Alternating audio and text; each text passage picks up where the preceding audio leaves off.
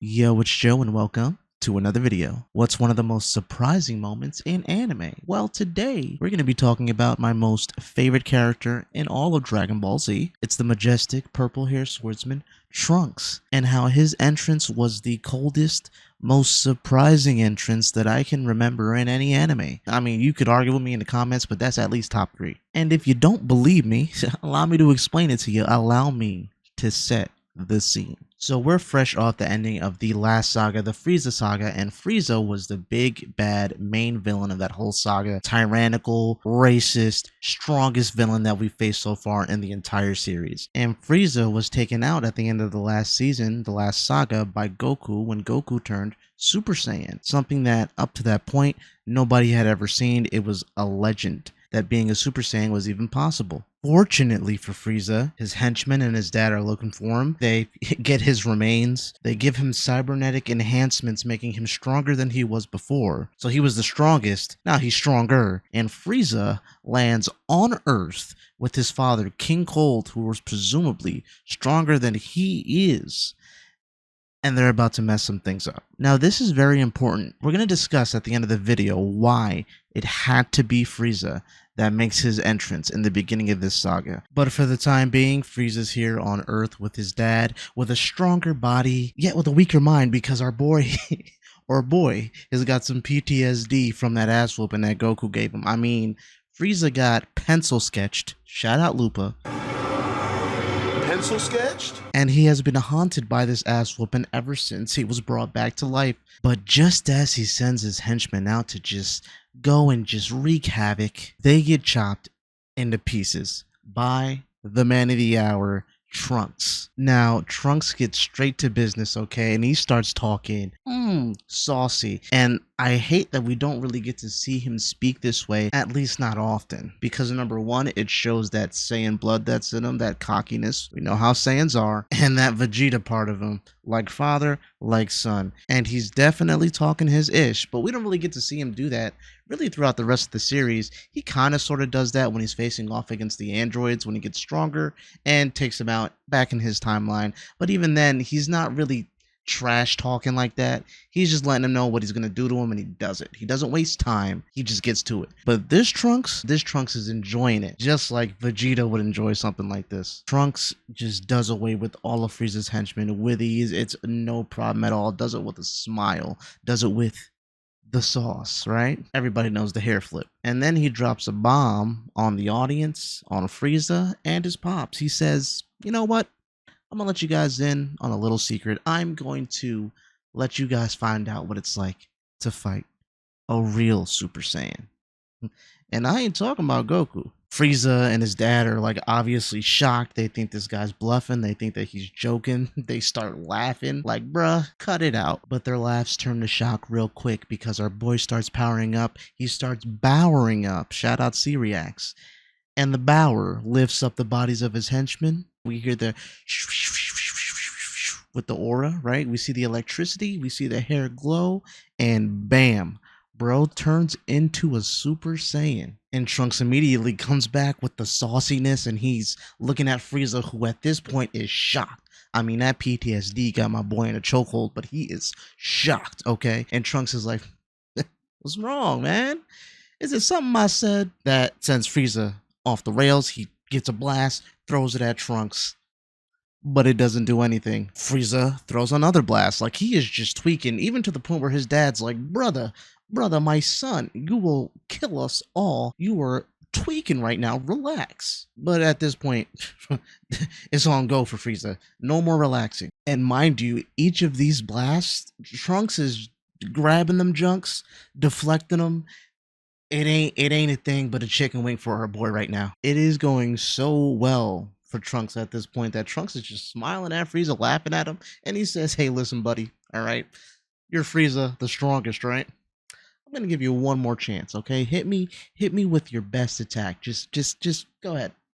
Give it a shot. Frieza's like, bet. He goes up in the air and creates the strongest attack that he has. To give you an idea of how strong this attack is, this was his ultimate attack last season, but now it's this season when he's got these enhancements and it's stronger, and he's about to hurl this thing at Trunks. And Trunks is just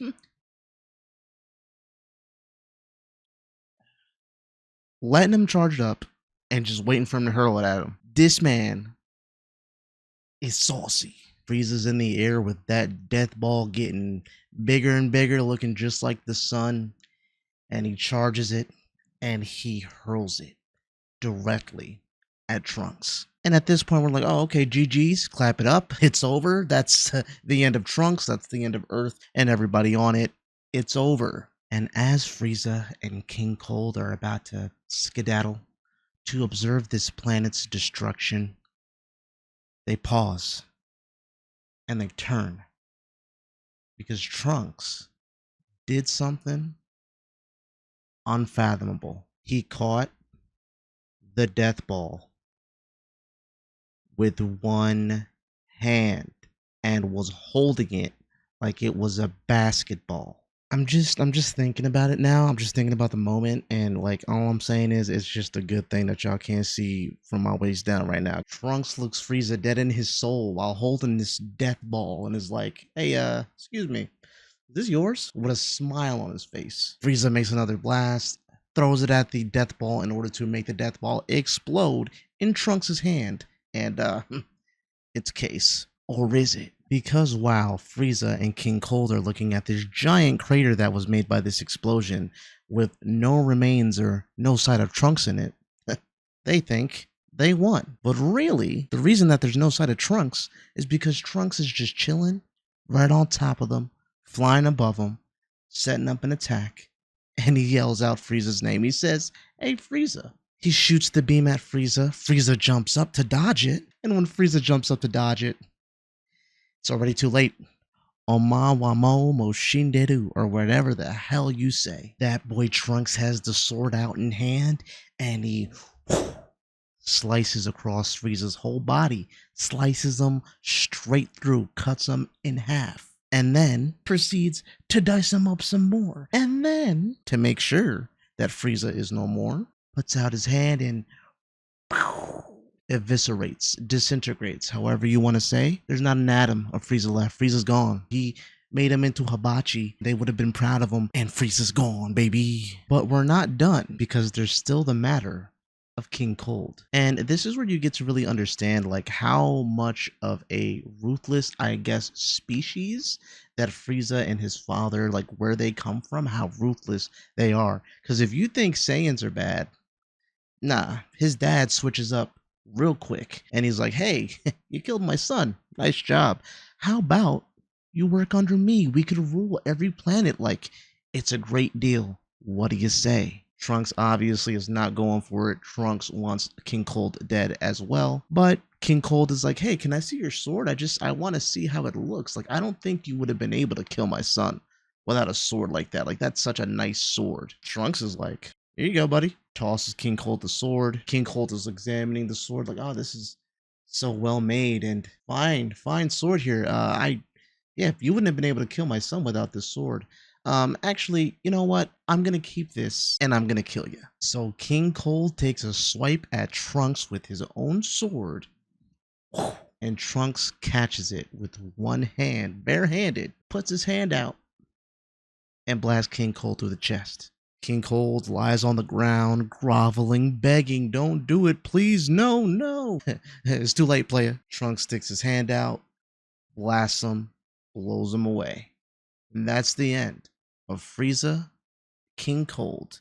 And that's one of the most badass entrances that I've ever seen in anime. But let's talk about what makes this so special and why it was so important that Frieza and King Cold, but mainly Frieza, were the ones to set this off. The reason that this was so important is because, number one, it allowed us to get some real closure on Frieza. Granted, I think that a lot of us believe that he was dead anyways, but this really solidified some closure for this villain, and not just his villain, but his father and their reign. It came to an end in a canon way. But the most important reason is to set several precedents of power, of how far the heroes have come, and how crazy this next threat must be. Because with Frieza being the ultimate villain that we've seen thus far get taken out with ease by Trunks, and for Trunks to meet Goku and they have their little head, let's see how strong you are, let's see if you're as strong as they say. And Trunks is putting some effort into hitting Goku with his sword, and Goku's just stopping it with his fingers. Like, when you take a step back from that moment and when you really look at the big picture, we just had the ultimate villain taken out by another Super Saiyan, which we thought there was just one, and he was stronger than he was before in the last season. And now this person that took out Frieza effortlessly is taking on now Goku, who is alive, who is now blocking this person's attacks with a sword with his fingers, is crazy. And then to find out that there are these villains that are practically monsters in the eyes of Trunks, this new legendary, powerful, arguably at this point the powerful or second most powerful person in the show that we have as far as the heroes go.